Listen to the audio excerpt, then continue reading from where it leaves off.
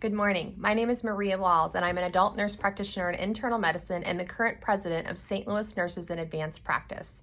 Happy National Nurse Practitioner Week. The American Academy of Nurse Practitioners has put together an amazing theme for us this year. The main theme is NPs moving forward, today, tomorrow, together. One of the subsets of that theme is that COVID-19 may have started this fight, but together we will win it. In lieu of this theme, my board members and I have decided to host a public health campaign where we're going to be posting evidence-based videos about COVID-19, basic information, testing information, treatment, prevention measures, the mental effects of COVID-19. So we hope that you will stay tuned each day this week because we need your help. Rest in peace to the almost 240,000 Americans who have lost their lives. Every single one of those lives are important and we cannot stand to lose any more, but we need our community's help. Our first video, which will be hosted by me, is going to be basic COVID information. So you'll see me looking down because I'm going to be reading my evidence-based information that I've been researching for you.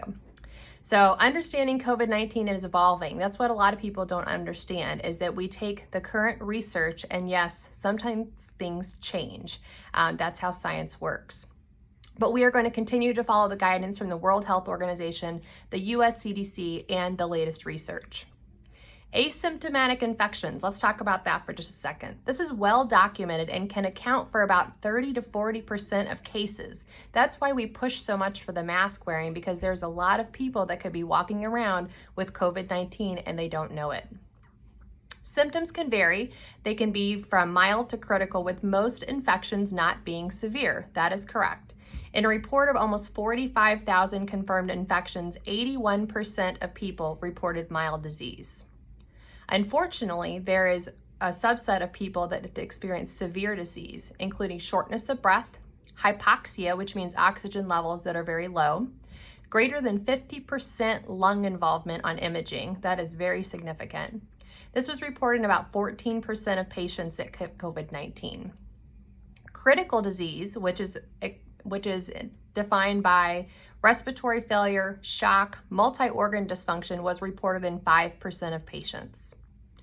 Let's talk about the case fatality rate and the comparison of the case fatality rate between COVID-19 and flu.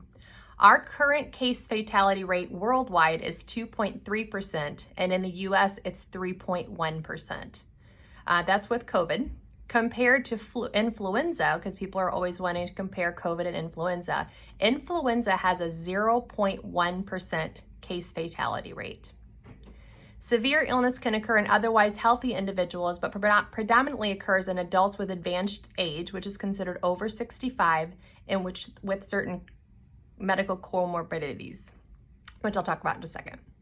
Symptomatic infection in children and adolescents appears to be uncommon at this time and is usually mild, but a small proportion, which tends to be about less than 2%, experience severe or even fatal disease. The comorbidities that increase risk of severe illness and mortality, which is death, include cardiovascular disease, diabetes, hypertension, chronic lung disease, cancer, chronic kidney disease, obesity, and smoking. Certain demographic factors are also associated with severe illness, including males having more severe illness than females, Black, Hispanic, and South Asian. Our incubation period is generally within 14 days following exposure. That's where that whole 14-day quarantine thing comes in play. But usually people start experiencing symptoms around 4 to 5 days. Pneumonia is the most frequent serious manifestation of infection, accompanied by cough, fever, shortness of breath, and bilateral infiltrates on imaging. Other symptoms include upper respiratory infection-like symptoms, so sinus congestion, sore throat, sinus drainage, myalgias, which means muscle aching, diarrhea, and smell and taste disorders. Sore throat we've been seeing a lot more frequently, and also headaches. Although many people recover without long-term effects after about 2 to 3 weeks of illness, studies are now showing upwards of 35% of patients still experience severe fatigue, and 43% experiencing a chronic cough. I have some patients who were sick in March who are still having to take a nap every afternoon when they were very healthy, athletic, active individuals.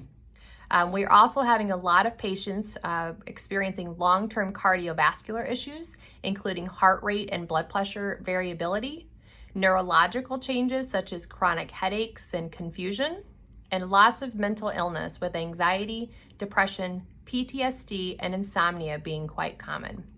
So thank you for listening, and stay tuned tomorrow for our next video. And for my nurse practitioner colleagues, thank you for what you do. I know this year has been tough.